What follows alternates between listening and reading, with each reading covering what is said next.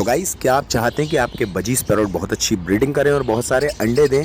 तो आज मैं आपको बताने वाला हूं कि ऐसा उन्हें क्या खिलाएं या फिर ऐसा क्या करें जिससे कि वो बहुत अच्छी ब्रीडिंग करें, बहुत सारे अंडे दें और बहुत सारे सारे उनमें से बच्चे निकले दोस्तों।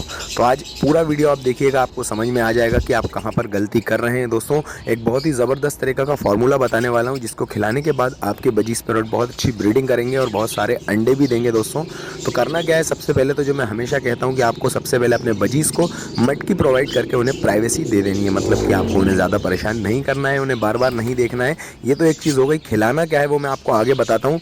अपने बजीज पैरोट के पिंजरे को ढांक कर एक कोने में रख देना है। उन्हें बस एक ही टाइम दाना देना है, एक ही टाइम उन्हें आप जो है पानी देना है। बार बार